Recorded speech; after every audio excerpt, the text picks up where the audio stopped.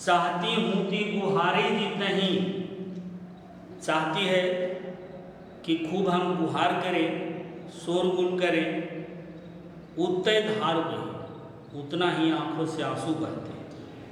सूरदास कहते हैं कि धीर धरही क्यों मर्यादा न लही। अब योग भक्ति की धारा अर्थात दुख की धारा जब बहने लगती है तो सूरदास जी कहते हैं कि गोपियाँ कहती हैं कि अब धीरज रखकर क्या करेंगे, जब किसी प्रकार की मर्यादा अर्थात समय की सीमाएं नहीं रही।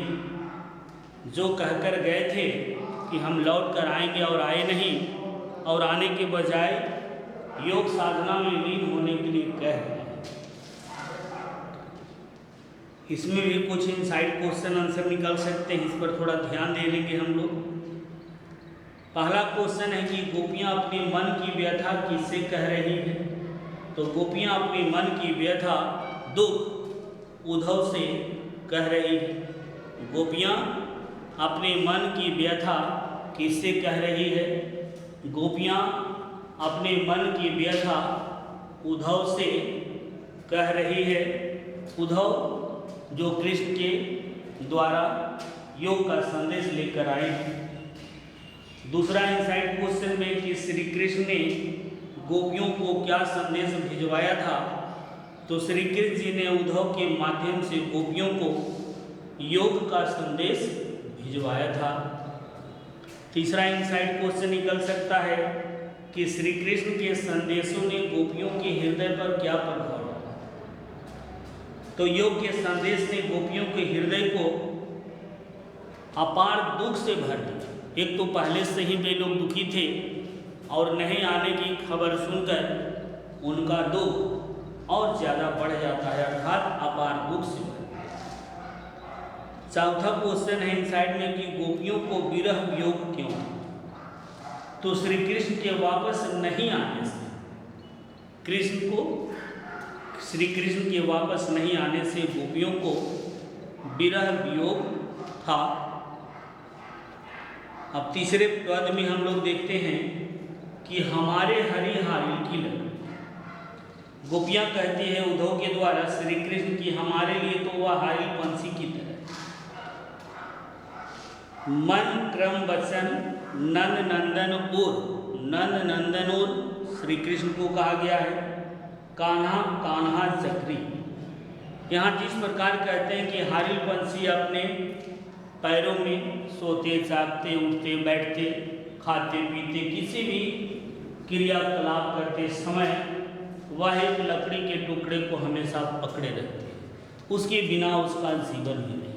उसी प्रकार से यहाँ गोपियाँ अपने आप को मानती है कि मन से क्रम वचन से वह कृष्ण को अपना सब कुछ मान ली है।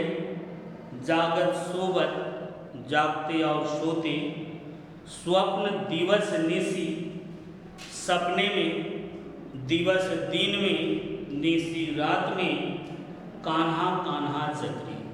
वह कृष्ण के नाम का ही जाप करती है। सुनत जोग लागत है। योग का संदेश सुनकर उसके मन में ऐसा लगता है ज्यों करुई ककड़ी।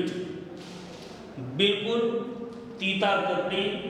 जो आदमी बहुत भूखा हो और उसे खाने के लिए जो मिला वह भी बिल्कुल तीता है, मुंह में लगाते जैसे लोग बाहर फेंक देते।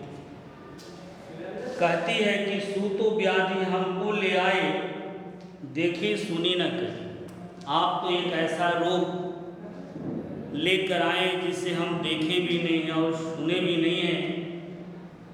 यह तो सुर चिन्ही ले सौंपी जिनकी मन शक्ति। कहते हैं कि योग की साधना की जरूरत उसे है जिसका मन अस्थिर हो, जिसका मन भटकते रहता हो, उसे योग साधना की जरूरत है। जैसे कोई व्यक्ति अगर कहीं बैठा हुआ है छटपट कर रहा है, उस व्यक्ति को अगर कोई वस्तु दी जाए कि आप इसे पकड़े रहिए तो वह व्यक्ति स्थिर हो जाता है। यहाँ तो गोपियाँ अपने आप को सोते जागते सपने में दिन और रात कृष्ण का ही जाप करती हैं। इसमें भी कुछ इनसाइड प्रश्न उत्तर निकल सकते हैं। इसमें पहला क्वेश्चन निकल सकता है कि गोपियों ने स्वयं को किसके समान माना है। तो गोपियों ने अपने आप को स्वयं को हारिल पंछी के समान माना है। दूसरा क्वेश्चन है कि हारिल पंछी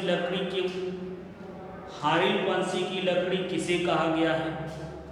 हारिल पंछी की लकड़ी श्री कृष्ण को कहा गया है।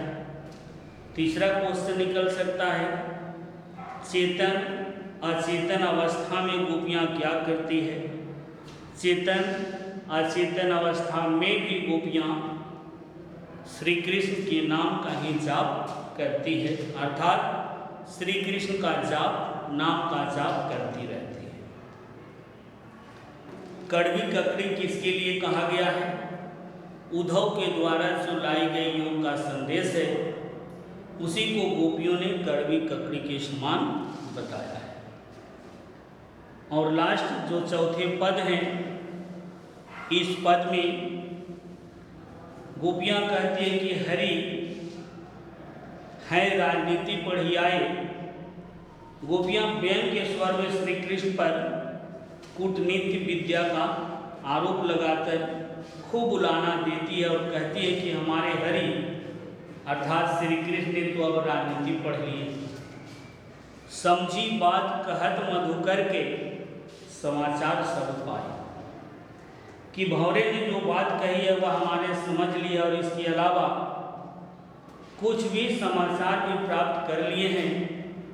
एक अति चतुर हुए पहले ही, एक तो पहले से वह बहुत चतुर थे, अब गुरु ग्रंथ पठाए और अब तो दूसरों के द्वारा योग का संदेश भी भेजवा रहे हैं। बढ़ी बुद्धि जानी जो उनकी, जैसे उनकी बुद्धि और भी ज़्यादा बढ़ गई है। पहले तो माखन चुराते थे, अब तो दूसरे का दिल भी चुराते हैं। उद्धव भले लोग आगे के परहित डोले धाय, अब अपने मन फेर पाइए चलत जो हुए चुरा। यहाँ कहते हैं कि उनकी नई प्रतिभा और बुद्धिमत्ता का ज्ञान तो हमें हुआ ही है। एक गोपी कहते हैं कि पहले के पूर्वज अर्थात जो भले लोग हैं, कि श्री कृष्ण दूसरे के यहाँ जाकर जो माखन चुरा लेते थे, अब तो जी भी चुराने लगे हैं कि कृष्ण अपनी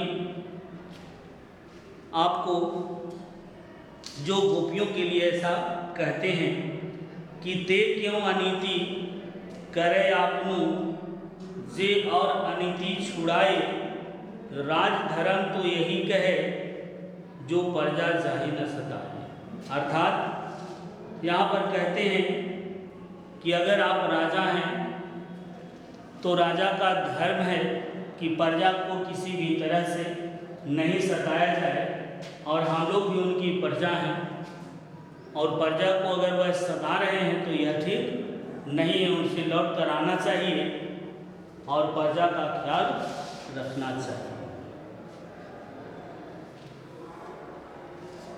अब इसमें कुछ प्रश्न उत्तर हैं, इस प्रश्न उत्तर को आप ध्यान से सुनेंगे तो सारे प्रश्नों का उत्तर आप लिख सकते हैं। सबसे पहला प्रश्न है इसमें कि कमल पत्र की संज्ञा किसे दी गई है?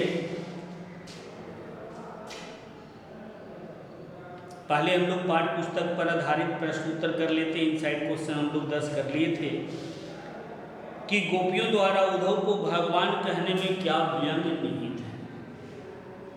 तो गोपियों द्वारा उद्धव को भगवान कहने में यह व्यंग निहित है कि वे कृष्ण के साथ रहकर भी उनके प्रेम से वंचित हैं।